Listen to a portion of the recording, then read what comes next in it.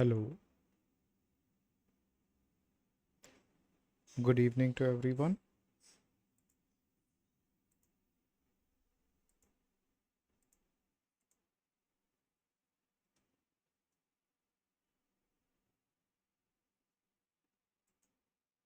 चलिए बेटा, last class में हम लोगों ने पढ़ा था बेटा लॉज ऑफ केमिकल कॉम्बिनेशन, उसी को आज हम कंटिन्यू करने वाले हैं। ठीक है, जल्दी से कनेक्ट हो जाएं सभी बच्चे जो कनेक्टेड नहीं है। ठीक है, आइए स्क्रीन के ऊपर चलते हैं और देखते हैं हम लोग क्या पढ़ रहे थे। तो हम लोग पढ़ रहे थे लॉज ऑफ केमिकल कॉम्बिनेशन। बेटा किसके बारे में पढ़ना स्टार्ट किया था? लॉज ऑफ केमिकल कॉम्बिनेशन के बारे में। ठीक है, एक मिनट वेट करना ज़रा।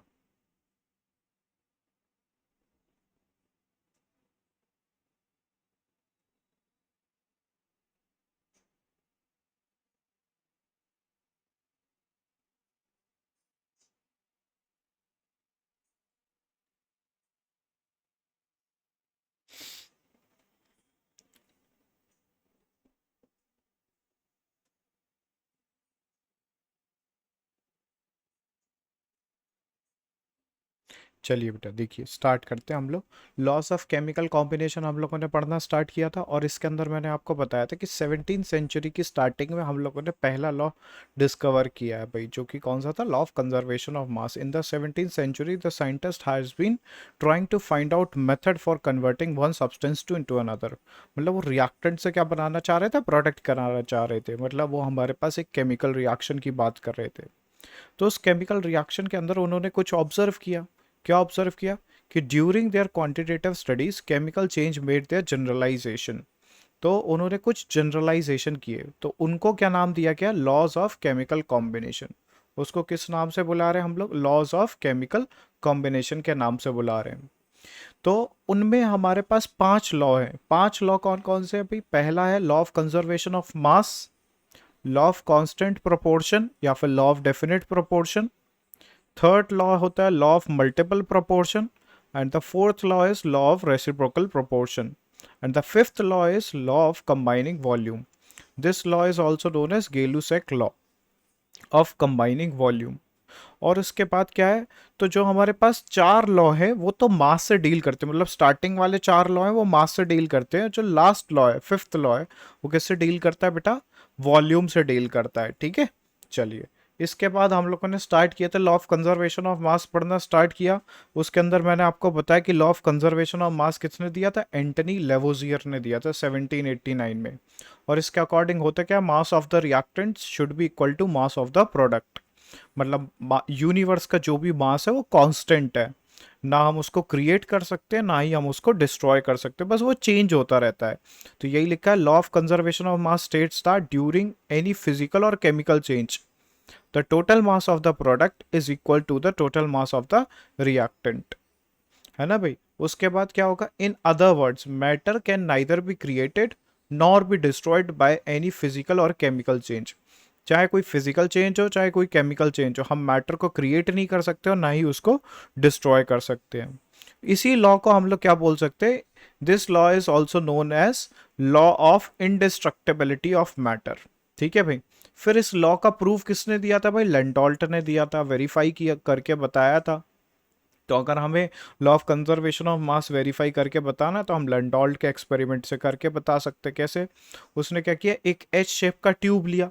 उस एच शेप के ट्यूब में 2 कंपार्टमेंट थे, है ना भाई? एक में उसने NaCl को फिल कर दिया और एक में AgNO3 को। तो जब इसको फ्लिप किया, उसने रोटेट किया, तो क्या हुई? ये आपस में क्या हो गया भाई? रिएक्शन करने लगे और रिएक्शन करके इन्होंने एक वाइट प्रेसिपिटेट का फॉर्मेशन किया। तो जब उसने रिएक्शन कराई उससे पहले उसका मास लिया तो Z ग्राम निकल के आया, मतलब वो X प्लस वाई ग्राम था। NaCl का मास X ग्राम लिया हमने, AgNO3 का Y ग्राम। और फिर मास ऑफ द प्रोडक्ट निकाल के देखा तो वो भी Z ग्राम के इक्वली आ रहा था, मतलब कोई भी मास लॉस नहीं हुआ था। जितना मास हमने इनिशियली लिया था उतना ही मास हमें फाइनली भी मिल रहा है। फिर क्या पढ़ा बेटा हमने? लॉ ऑफ कांस्टेंट प्रोपोर्शन या फिर लॉ ऑफ कांस्टेंट कॉम्पोजिशन और डेफिनेट प्रोपोर्शन। इसके अंदर क्या, ये लॉ किसने दिया था? जोसेफ प्राउस ने दिया था 1799 में। इस लॉ के अकॉर्डिंग क्या होता है बेटा? Law of constant composition states that a pure chemical compound, मतलब एक केमिकल कंपाउंड की अगर हम लोग बात करें तो उसमें जो एलिमेंट कंबाइन होते हैं वो सेम प्रोपोर्शन बाई मास में कंबाइन होते हैं। किस में कंबाइन होते हैं? सेम प्रोपोर्शन बाई मास में। तो जैसे मैंने आपको बताया था कि जैसे CO2 है, तो CO2 में कार्बन और ऑक्सीजन कंबाइन हो रहे हैं, तो कार्बन और ऑक्सीजन का मास क्या होगा? फिक्स होगा, वो इस रेशियो में कंबाइन होंगे हमेशा 12:32 के रेशियो में। तभी हमारे पास बनने वाला कंपाउंड कौन सा होगा? कार्बन डाइऑक्साइड होगा।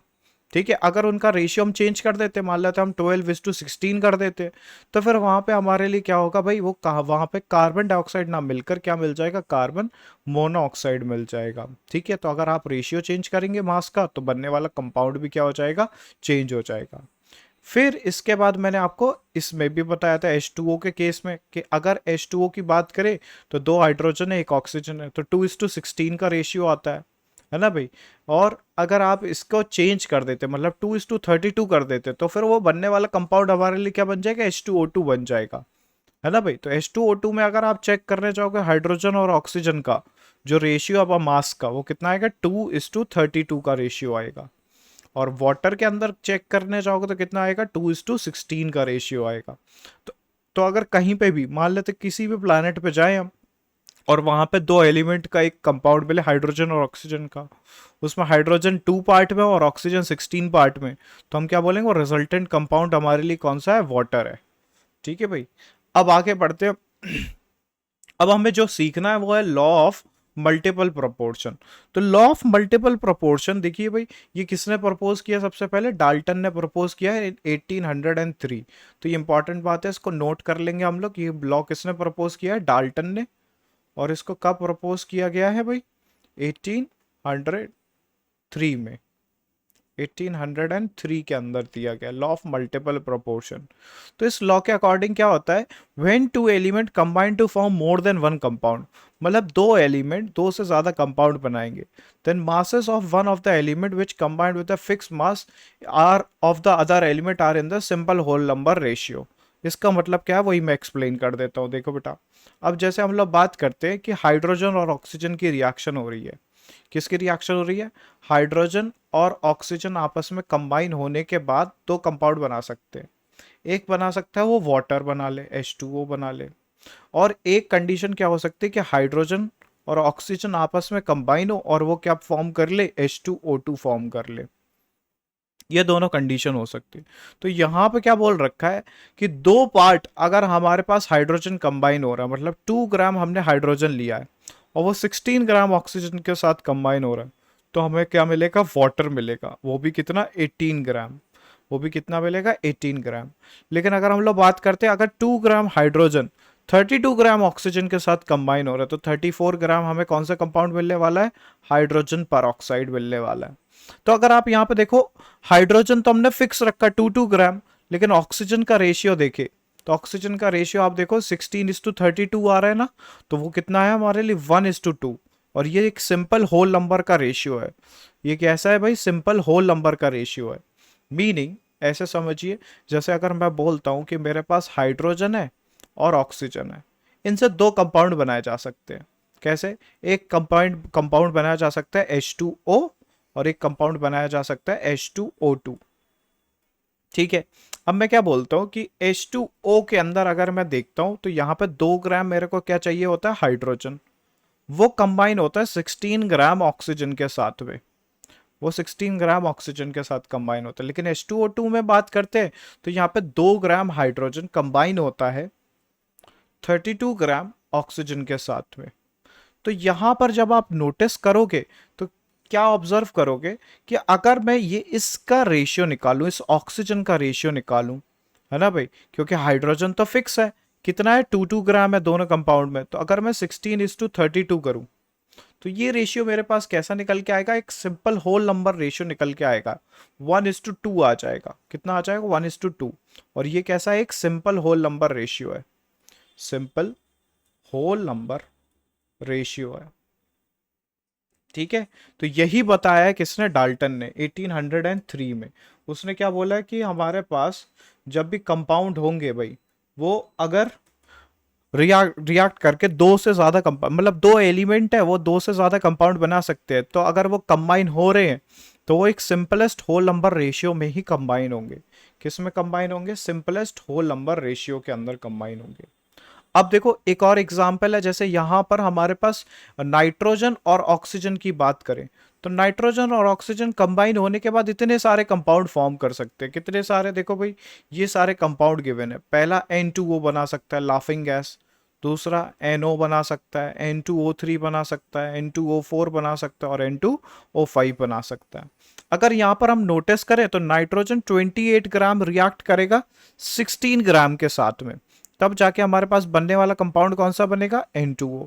अगर 14 ग्राम नाइट्रोजन है और 16 ग्राम ऑक्सीजन है तो बनने वाला कंपाउंड कौन सा हो जाएगा हमारे लिए? NO हो जाएगा। अगर 28 ग्राम है और 48 ग्राम ऑक्सीजन है तो फिर कौन सा कंपाउंड बनेगा? N2O3। अगर 28 ग्राम नाइट्रोजन है और 64 ग्राम क्या है? ऑक्सीजन, तो हमारे पास बनने वाला कंपाउंड क्या होगा? N2O4। अगर 28 ग्राम नाइट्रोजन और 80 ग्राम क्या है हमारे पास? ऑक्सीजन, तो बनने वाला कंपाउंड होगा N2O5। अब यहाँ पे खास बात क्या है, आप ऐसे तो कंपेयर कर नहीं पाओगे, तो हमें ये सारे नाइट्रोजन को एक फिक्स नंबर में लाना पड़ेगा। तो देखो इस सबको 14 के अंदर चेंज कर देते हैं। मैं क्या बोलता हूँ, 28 16 ग्राम के साथ रिएक्ट करता है तो उसको हाफ कर देते। तो 14 ग्राम जब रिएक्ट करेगा तो कितने के साथ रिएक्ट करेगा? 16 का हाफ कितना हो गया? 8। और ये 14 का 14 इसको एज इट इज छोड़ दिया मैंने, ये एज इट इज रखा हुआ है। फिर इनको हाफ कर दिया तो 28 का कितना हो गया? 14। और ये कितना हो गया? 24। और ये 14 और ये कितना हो गया? 32। तो इनको भी हमने हाफ कर दिया ऑलमोस्ट। तो आप देखोगे तो यहां पे हमने हाफ किया, डिवाइडेड बाई कितना किया भाई? इसको हमने डिवाइडेड बाई कितना किया है? 1/2 किया है, या फिर ऐसा बोल दो मल्टीप्लाई किया 1/2 का। इसको एज इट इज रखा है, इसमें तो 1 का ही मल्टीप्लाई किया तो हमारा काम बन गया। लेकिन यहाँ पे हमने क्या किया? हाफ का मल्टीप्लाई किया भाई। और यहाँ पे भी क्या किया? हाफ का मल्टीप्लाई किया है। और यहाँ पे भी किसका मल्टीप्लाई किया है बेटा? हाफ का। तो आप क्या नोटिस करोगे, ये सब क्या है हमारे लिए? होल नंबर के रेशियो है। किसके रेशियो है? ये सारे के सारे क्या है? होल नंबर के रेशियो है। होल नंबर रेशियो है। तो इससे क्या प्रूव होता है कि जब भी दो एलिमेंट, दो से या ज्यादा कंपाउंड बनाएंगे, दो एलिमेंट दो या दो से ज्यादा कंपाउंड बनाएंगे तो सिंपलेस्ट होल नंबर के रेशियो में ही कंबाइन होंगे। किस में कंबाइन होंगे? सिंपलेस्ट होल नंबर के रेशियो में ही कंबाइन होने वाले हैं। ठीक है भाई, इसके बाद आगे बढ़ते हैं। इसके बाद हमारे पास नेक्स्ट लॉ आता है जिसको हम लोग बोलते हैं लॉ ऑफ रेसिप्रोकल प्रोपोर्शन। क्या बोलते हैं बेटा? Law of reciprocal proportion. ये लॉ किसने दिया था? सबसे पहले रिक्टर ने दिया था। और कब दिया था? 1792 में दिया। ठीक है भाई, ये लॉ किसने दिया? रिक्टर ने। और इसको कब दिया गया है भाई? ये 1792 में। इसमें क्या बोल रखा है? It states that when two different element combine separately, मतलब दो डिफरेंट एलिमेंट है वो सेपरेटली कंबाइन हो, किससे? थर्ड एलिमेंट से। किससे कंबाइन हो बेटा? Third element. यहां पे जो बात चल रही थी वो दो डिफरेंट एलिमेंट के बीच की बात चल रही थी, और उनके बीच में कंपाउंड कितने बन रहे थे? दो या उससे ज्यादा बन रहे थे। लेकिन यहां पे क्या हो रहा है कि दो एलिमेंट की तो बात चल रही है, लेकिन वो किसी तीसरे एलिमेंट के साथ अगर कंबाइन हो रहे हैं तो वो जो रेशियो होता है वो सिंपलेस्ट होल नंबर रेशियो होता है। तो वो मैं आपको एक्सप्लेन करता हूँ। यहाँ पर देखो जरा कैसे। जैसे मैं बात करता हूँ कि मेरे पास 3 एलिमेंट है, मान लेते हैं हाइड्रोजन है, और क्या है, और ले लेते हैं, मैं सल्फर ले लेता हूँ, और क्या ले लेता हूँ? ऑक्सीजन ले लेता हूँ। ठीक है भाई, तो मेरे पास 3 एलिमेंट है, मान लेते हैं एक हाइड्रोजन है, एक सल्फर है और एक क्या है? ऑक्सीजन है। ठीक है, अब क्या बोलता हूं मैं, जब हाइड्रोजन सल्फर के साथ कंबाइन होता है, जब हाइड्रोजन सल्फर के साथ कंबाइन होता है तो किसका फॉर्मेशन करता है? वो H2S का फॉर्मेशन करता है। तो जब हाइड्रोजन ऑक्सीजन के साथ कंबाइन होता है तो किसका फॉर्मेशन करता है? H2O का फॉर्मेशन करता है। तो यहां पे अगर हम लोग नोटिस करें तो हाइड्रोजन मेरे पास 2 ग्राम यूज हो रहा होगा, तो सल्फर मुझे कितना यूज करना पड़ेगा? 32 ग्राम। सल्फर का एटॉमिक मास 32 होता तो 32 ग्राम, मतलब 2 ग्राम हाइड्रोजन 32 ग्राम सल्फर के साथ रिएक्ट करने के बाद कौन से कंपाउंड बना लेगा? Hydrogen sulphide. अब यहां पे देखें तो 2 ग्राम हाइड्रोजन चाहिए पड़ेगा और ऑक्सीजन कितना चाहिए पड़ेगा हमारे लिए? 16 ग्राम चाहिए पड़ेगा। कितना चाहिए पड़ेगा? 16 ग्राम चाहिए पड़ेगा। अब बात यहां पे ये आती है कि अगर आप इन दोनों का कॉम्बिनेशन करके कोई कंपाउंड बनाते हो, इन दोनों का, सल्फर और ऑक्सीजन का, तो उनके बीच का जो रेशियो रहने वाला फिक्स रहेगा। किनका? अब बताओ, एस और ओ के बीच में जो कंपाउंड बनता है वो बनता है SO2। कौन सा कंपाउंड बनता है? SO2। तो SO2 में अगर हम लोग चेक करने जाएं तो सल्फर हमें कितना चाहिए पड़ेगा बेटा, सल्फर चाहिए पड़ेगा 32 ग्राम, और ऑक्सीजन भी कितना चाहिए पड़ेगा 32 ग्राम। तो अगर आप इस रेशियो को कंपेयर करके देखें, मतलब 32:16, 32:16 ये, और इसके साथ में अगर हम लोग ये कंपेयर देखें 32:32, तो ये सिंपलेस्ट होल नंबर में होंगे। अगर आप इसे सॉल्व करोगे तो 2:1 आ जाएगा, और इसको सॉल्व करोगे तो 1:1 आ जाएगा। तो देखो ये सिंपलेस्ट होल नंबर में रेशियो आ रहा है। कैसा आ रहा है, सिंपलेस्ट होल नंबर में रेशियो आ रहा है। तो मैं इसको कैसे लिख सकता हूं कि जब ये आपस में कंबाइन होंगे तो यहां पे कोई ऐसा फैक्टर होगा एन का, वो एन क्या होगा, कोई भी होल नंबर होगा जिसके रिस्पेक्ट में ये कंबाइन हो रहे होंगे एलिमेंट्स। क्या बोला मैंने, फिर से समझते एक बारी के लिए कि ध्यान से देखो, जैसे मैं बताता हूं, एक और एग्जांपल ले लेते हैं, एक और एग्जांपल लेके समझते हैं। जैसे हमने बोला कि कार्बन है, ऑक्सीजन है, सल्फर है, ठीक है भाई, कार्बन है और ऑक्सीजन है और क्या है भाई, सल्फर है। इस तरीके से हमने 3 एलिमेंट ले लिए। अब मैं क्या बोलता हूं कि जब कार्बन ऑक्सीजन के साथ कंबाइन करता है, जब कार्बन किसके साथ में कंबाइन करता है, ऑक्सीजन के साथ में, तो CO2 बनाता है। और जब कार्बन सल्फर के साथ में कंबाइन करता है तो वो बनाता है CS2। क्या बनाता है, CS2। और जब सल्फर और ऑक्सीजन आपस में कंबाइन करेंगे तो ये किस रेशियो में कंबाइन करेंगे, ये हमें आइडेंटिफाई करना है भाई।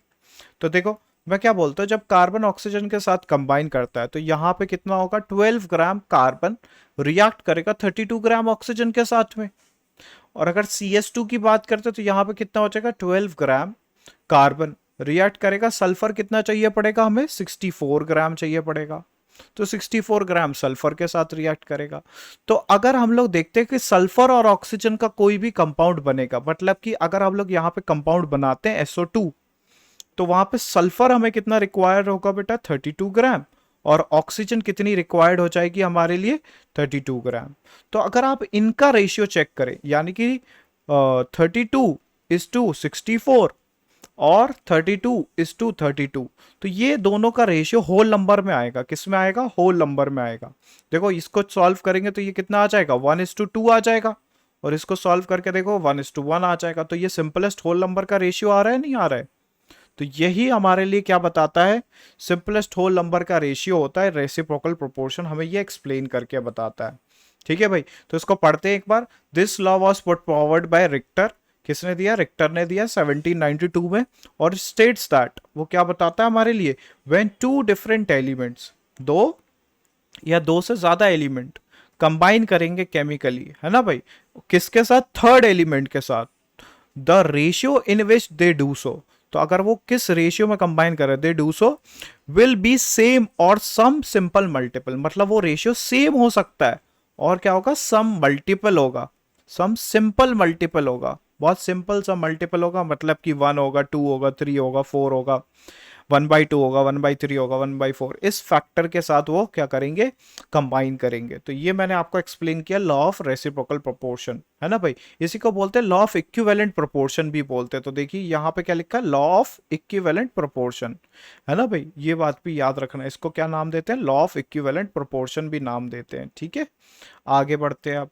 तो 4 लॉ हो गए हमारे लिए। अब फिफ्थ लॉ क्या है ये भी पढ़ लेते हैं। फिफ्थ लॉ क्या है, गेलुसैक लॉ ऑफ कंबाइनिंग वॉल्यूम। अब देखो इस लॉ में खास क्या है कि 4 लॉ हमने जो पढ़े हैं पहले वो मास के ऊपर वैलिड होते हैं। अब ये वाला जो हम लॉ पढ़ने जा रही है किसके ऊपर वैलिड होगा, वॉल्यूम के ऊपर वैलिड होगा।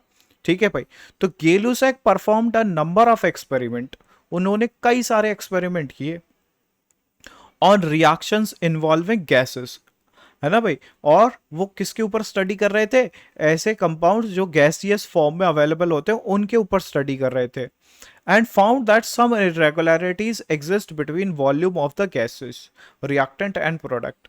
तो उन्हें क्या ऑब्जर्व हुआ, उन्हें ऑब्जर्व हुआ रेगुलरिटी कुछ एग्जिस्ट करती है किसके बीच में, रिएक्टेंट और प्रोडक्ट के बीच में। रेगुलरिटी की बात कर रहे हैं। रेगुलरिटी क्या होता है भाई, जहां पे कोई रिलेशनशिप डराइव किया जा सकता है, रेगुलर चीजें हैं, है ना भाई। तो रेगुलर चीजों की तो हम लोग स्टडी करने आसान होता है। तो उन्होंने क्या ऑब्जर्व किया, रेगुलरिटी ऑब्जर्व की। तो किसमें, volume of the gaseous reactant and product, जो रिएक्टेंट थे और जो प्रोडक्ट थे उन गैसेस के वॉल्यूम्स में कुछ रेगुलरिटी ऑब्जर्व की, तो उसको उन्होंने एक्सप्लेन किया 1808 में। अब देखो जरा पीछे आते हैं हम लोग, ये कब की बात है, जब हम लोगों ने ये वाली थ्योरी पढ़ी भाई, डाल्टन ने 1803 की बात है, और ये वाली थ्योरी देखो 1803 के बाद ये कब आई है, 1808 में आई है। ठीक है भाई, तो ये रीसेंट है, ऐसा मान के चलो अभी की है ऑलमोस्ट। सबसे पहले तो हमारे पास law of conservation of mass आया था। अब देखो अब ये क्या है, गेलुसेक लॉ कब आया है, 1808 में आया है। ठीक है भाई, अब इस लॉ के अकॉर्डिंग होता क्या है, इसका स्टेटमेंट बहुत इंपॉर्टेंट है भाई। ठीक है, क्योंकि मैं क्या करूंगा, इस स्टेटमेंट के बाद आपको अवोगैड्रो लॉ पढ़ाऊंगा। ठीक है भाई, तो वो स्टेटमेंट जो अवोगैड्रो लॉ है वो इसी से रिलेट करता हुआ ही है। ठीक है, तो क्या है, it states that when gases react together और produced in a chemical reaction, क्या बोला, जब गैसेस रिएक्ट करेंगी एक केमिकल रिएक्शन के अंदर, वो बनेंगी, है ना भाई, रिएक्ट करे या वो बने, तो वो क्या होता है, they do so in a simple ratio by volume. ये एक बहुत इंपॉर्टेंट बात है, they do so in a simple ratio by volume to one another, to the volume of the product, है ना भाई।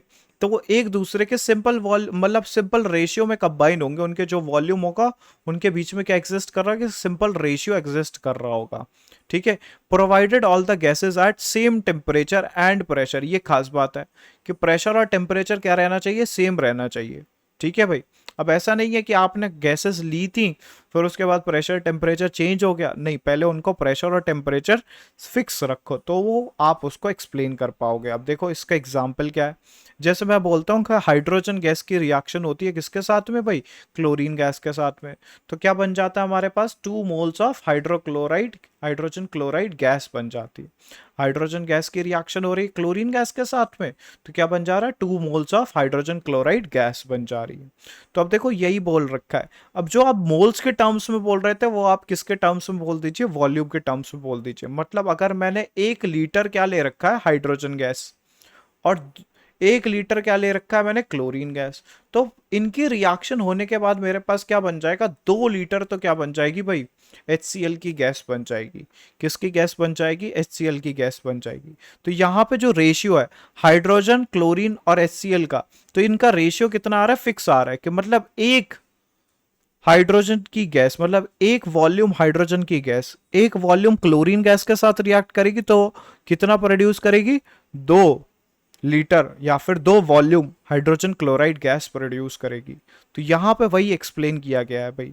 तो आप नोटिस करोगे इस बॉक्स के अंदर हाइड्रोजन गैस है और इस बॉक्स के अंदर क्या है, क्लोरीन गैस है। तो इनका वॉल्यूम क्या हो जाएगा भाई, देखो वो उतना ही वॉल्यूम, उससे देखो भाई एक तरीके से सिंपलेस्ट रेशियो में ऑक्यूपाई कर रहा है भाई, किसमें, सिंपलेस्ट रेशियो में। अब आपको एक और एग्जांपल करवा के दिखाता हूं भाई, ये गलती मत करना, कुछ बच्चे ऐसा सोचते हैं कि सर ऐसा तो हो नहीं था, कि ये एक है और ये भी एक है तो बनने वाली चीज तो 2 बननी चाहिए थी, क्योंकि हमने स्टार्टिंग में 1 लीटर इसका लिया 1 लीटर इसका लिया, तो बनने वाला 2 लीटर ही बनना चाहिए था। ये गलत चीज है, ऐसा नहीं।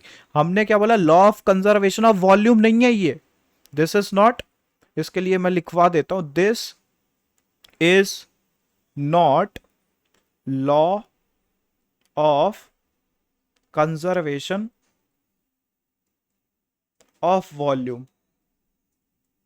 ये कोई वॉल्यूम का कंजर्वेशन का लॉ नहीं है। यहां पे ये बोला गया है कि जो रिएक्टेंट और प्रोडक्ट आपस में रिएक्ट करेंगे तो वो एक उनके वॉल्यूम फिक्स रेशियो में हमारे पास रिएक्ट करते हुए नजर आते हैं। ठीक है, एक एग्जांपल देता हूं, उससे आपको समझ में आएगा।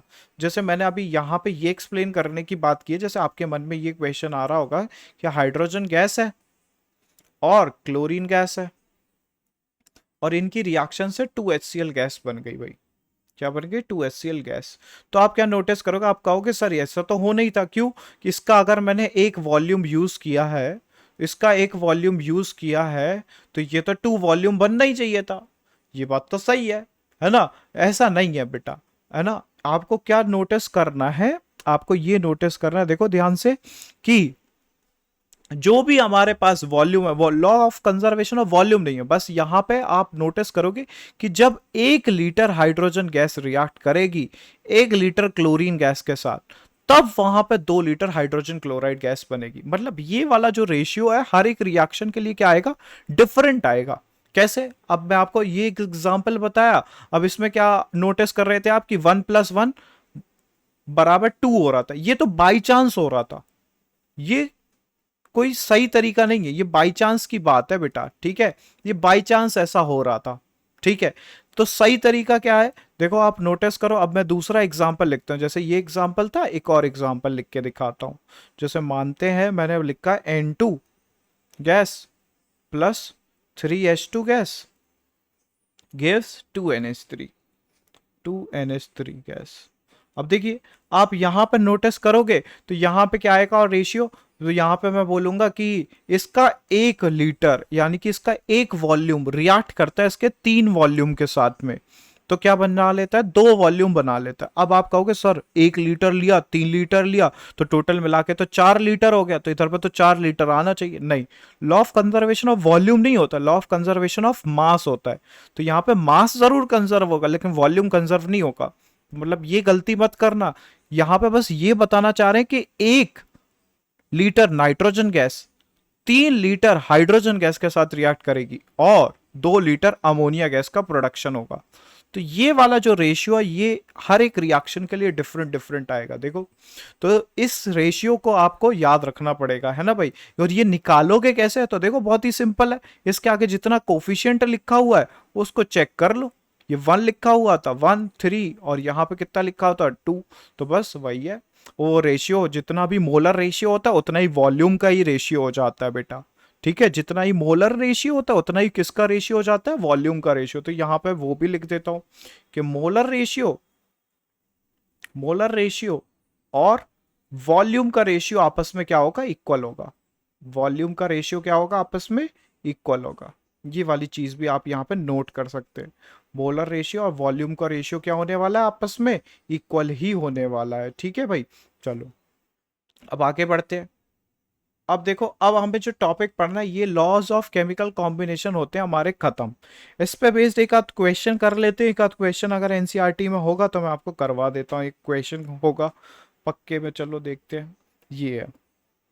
इसमें क्या बोल रखा है कि कार्बन और oxygen known to form 2 compounds, है ना भाई। मतलब अगर हम बात करें तो कार्बन है और ऑक्सीजन है, तो ये 2 कंपाउंड फॉर्म करते हैं भाई, कुछ करते होंगे कंपाउंड फॉर्म। कार्बन एक्स बनेगा, ऑक्सीजन वाई, तो यहाँ पे कार्बन मान लेते पी और यहाँ पे ऑक्सीजन क्यू।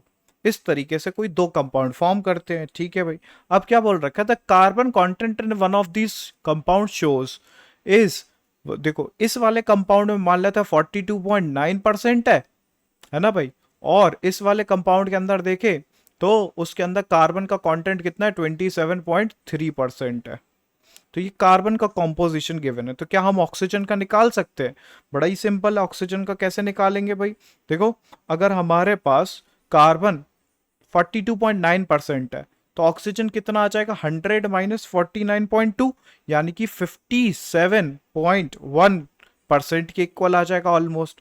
और अगर हम लोग यहाँ पे कैलकुलेट करके देखें तो वहां पे कितना आ जाएगा बेटा, अगर हम इसको सॉल्व करके देखें, 100 - 27.3, तो 100 - 27.3 बोले तो कितना आ जाएगा, 100 माइनस, कैलकुलेट करना पड़ेगा, 72.7 के आसपास, 72.7% के आसपास आ जाएगा, ठीक है बेटा। तो जब आप इसे सॉल्व करके देखोगे, अब ये फर्स्ट कंपाउंड है हमारे लिए, इस फर्स्ट कंपाउंड में कार्बन कितना है, 42.9%, ऑक्सीजन कितना है हमारे लिए, 57.1%, ठीक है। और सेकंड कंपाउंड में क्या है देखें तो 27.3% है, और ऑक्सीजन कितना है, 72.7% है, ठीक है भाई। ये सेकंड कंपाउंड है। और क्या बोल रखा है कि show that the data are in agreement with the law of multiple proportion, कि भाई ये डेटा मल्टीपल प्रोपोर्शन को वेल होल्ड करता है नहीं करता है। तो चलिए प्रूफ करने की कोशिश करते हैं। तो देखिए भाई, अब मैं क्या करता हूँ, इधर पे एक लाइन बना लेता हूँ, 1 मिनट।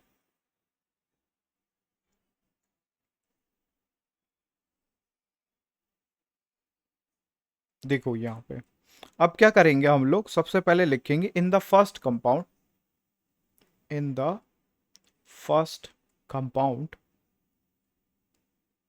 क्या करना है हमें।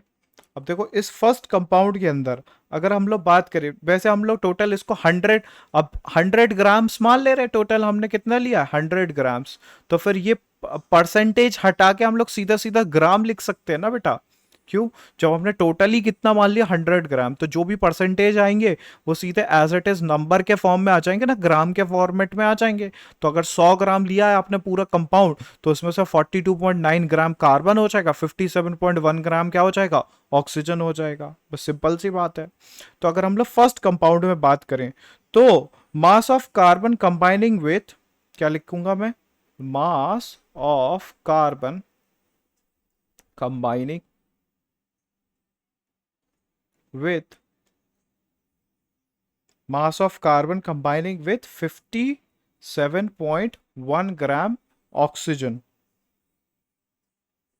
is equals to how much, कितना मास आ जाएगा, और वही सिंपल है हमारे लिए 42.9 ग्राम, 42.9 ग्राम आ जाएगा। ठीक है भाई, आगे बढ़ते हैं। अब मैं क्या बोलता हूं कि mass of carbon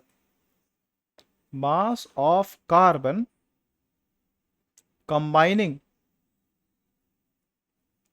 with 1 gram of oxygen. अभी हमने कितने के साथ कंबाइन करा के देखा, 57.1 के साथ।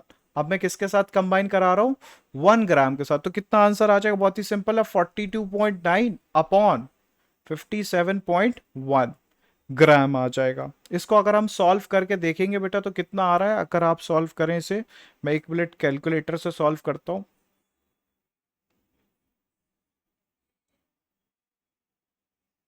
0.75 के आसपास आ जाएगा। कितना आ जाएगा, 0.75 ग्राम के इक्वल आ जाएगा। ठीक है बेटा। तो अब इसके बाद क्या करना है, ये तो हमने फर्स्ट कंपाउंड की बात की है, ये फर्स्ट कंपाउंड में कैसे निकाला है। अब सेकंड कंपाउंड की बात कर लेते बिल्कुल इसी तरीके से। In the second compound, in the second compound, तो सेकंड कंपाउंड में अगर हम लोग देखें, तो सेकंड कंपाउंड के अंदर क्या होगा, वही फिर से वही कंडीशन आएगी। देखो कैसे, कि mass of carbon combining with, mass of carbon combining with 72.7 gram of oxygen, तो कितना हो रहा है कंबाइन, 27.3 ग्राम हो रहा है कंबाइन। अब यहां पे भी हम लोग 1 ग्राम के रिस्पेक्ट में निकालेंगे, तो मैं पेज टर्न करके लिखता हूं भाई। ठीक है, क्या लिखता हूं, एक और पेज ले लेता हूं। मास ऑफ कार्बन कंबाइनिंग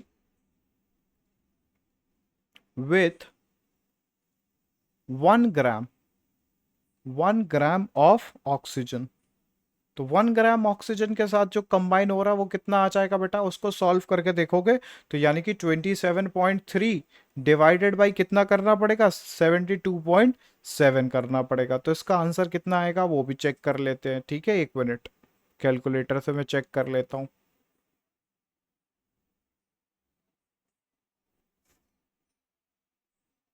ये आ जाएगा 0.375 ग्राम। ठीक है भाई, कितना आ जाएगा, 0.375 ग्राम।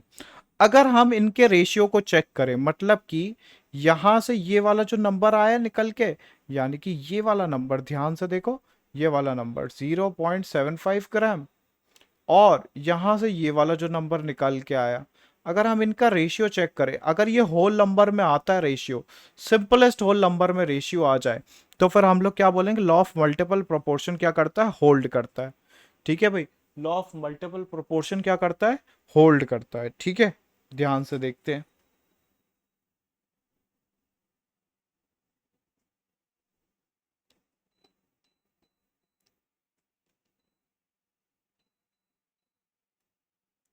चलिए देखिए भाई, क्या होगा कि अगर हम लोग बात करें, तो यहां पे क्या लिख सकते हैं, the ratio of mass of carbon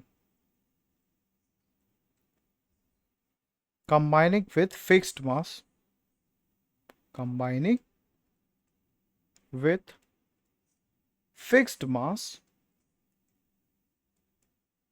of oxygen, fixed mass of oxygen. Oxygen का मास कितना फिक्स रखा है हमने, 1 ग्राम, तो लिख देते दैट इज 1 ग्राम। ठीक है भाई, वो मास हमने 1 ग्राम रखा है। इस कितना होगा, अब रेशियो चेक कर लेते हैं भाई, वही बात। कैसे, फर्स्ट कंपाउंड का कितना आया था 0.75 डिवाइडेड बाई कितना हो जाएगा हमारे लिए 0.375। तो इसको जब आप सॉल्व करोगे तो कितना आंसर आ रहा है चेक करके बताओ। 0.37575, 2:1 आ जाएगा आंसर। कितना आ जाएगा बेटा, 2:1 आ रहा है। तो ये सिंपलेस्ट होल नंबर का रेशियो है भाई, सिंपल है। ये कैसा है हमारे लिए, सिंपलेस्ट होल नंबर रेशियो है। तो क्या बोलेंगे हम, this is a simple whole number ratio, whole number ratio. therefore law of multiple proportion, therefore law of multiple proportion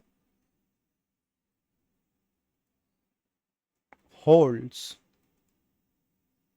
ठीक है भाई, मतलब law of multiple proportion holds होता है हमारे लिए यहाँ पे। इस वाले क्वेश्चन को इस तरीके से अप्रोच करना था। ठीक है भाई, तो मैंने क्या किया कि अब ऑक्सीजन तो गिवन था नहीं, तो ऑक्सीजन निकाल लिया मैंने, ऐसा अज्यूम कर लिया ऑक्सीजन को सॉल्व करके।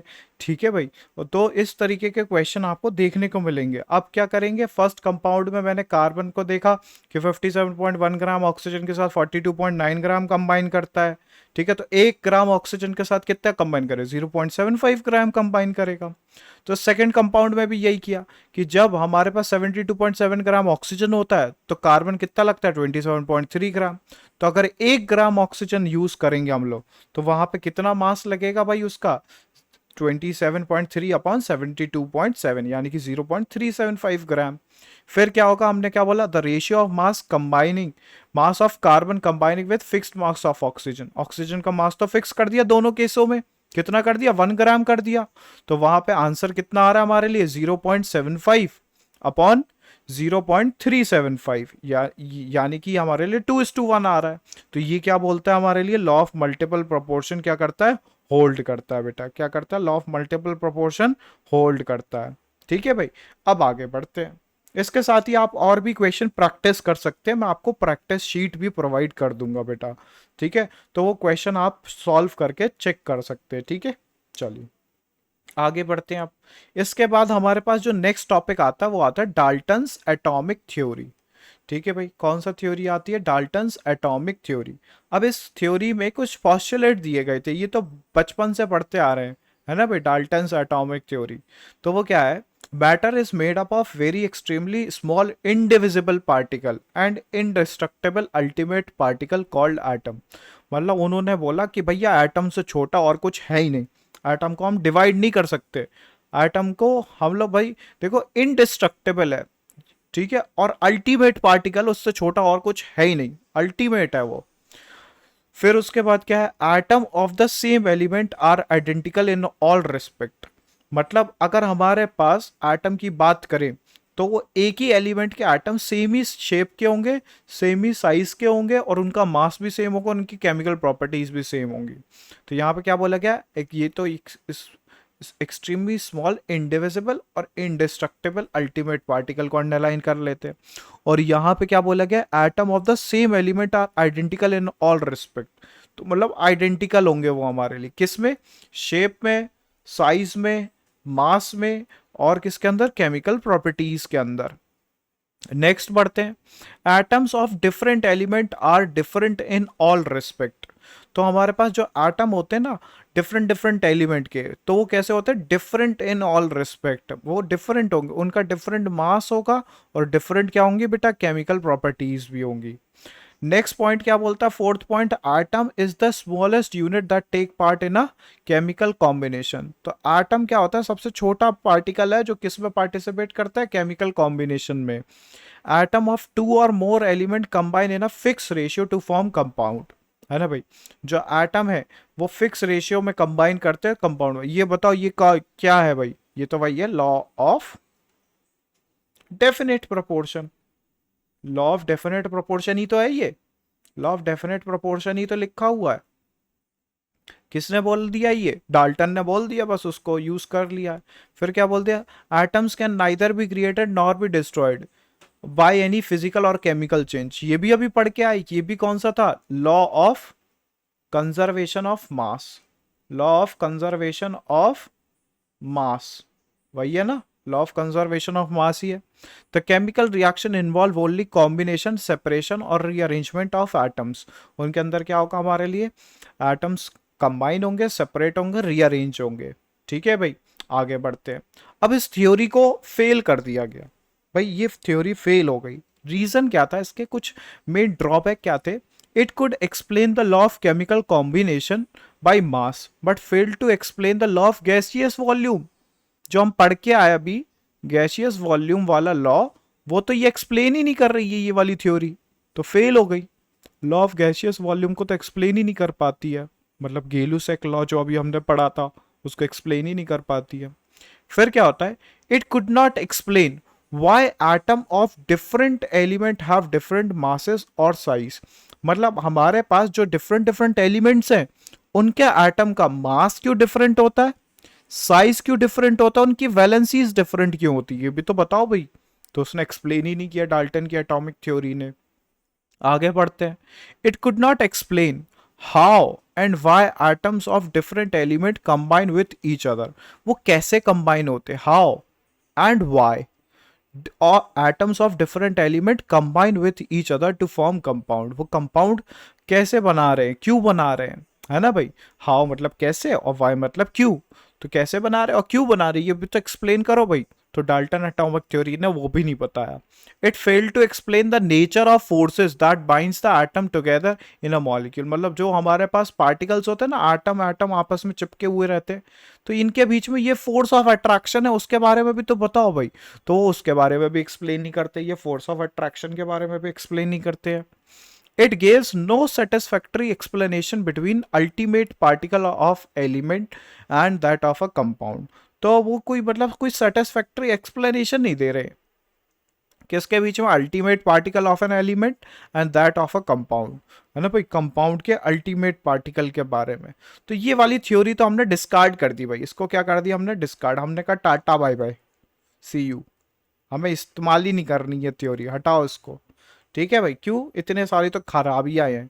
अब क्या होता है? अब आगे आते हैं मॉडर्न एटॉमिक थ्योरी। ये खास चीज है ना भाई? तो इसको हम लोग नेक्स्ट क्लास में स्टार्ट करेंगे। ठीक है बेटा, तो आज के लिए हम लोग यहीं पे एंड कर रहे हैं सेशन को। ठीक है, जो डाल्टन्स एटॉमिक थ्योरी इतनी इंपॉर्टेंट नहीं है, इसमें मोस्टली चीज़ें तो आपने नाइन्थ क्लास में ही पढ़ी होंगी। ठीक है भाई, और लिमिटेशन भी आपको पता ही होंगे भाई। ठीक है, तो अब हमारे पास जो मॉडर्न एटॉमिक थ्योरी आएगी वो हम लोग कल से डिस्कस करेंगे। कल मैं पहले एक बार इसको रिवाइज कराऊंगा डाल्टन एटॉमिक थ्योरी को, और फिर लिमिटेशन को, और उसके बाद मॉडर्न एटॉमिक थ्योरी पढ़ेंगे। ठीक है भाई, आज के लिए इतना ही करते हैं। Thank you everyone. ठीक है भाई, अगर आपको कोई डाउट है तो अभी आप पूछ सकते हैं। अगर कोई डाउट है तो आप पूछ सकते हैं मुझसे। अगर आपके पास कोई डाउट है तो आप पूछ सकते हैं, नहीं है तो कोई बात नहीं। चलिए भाई, happy learning all. Thank you everyone, thanks for joining.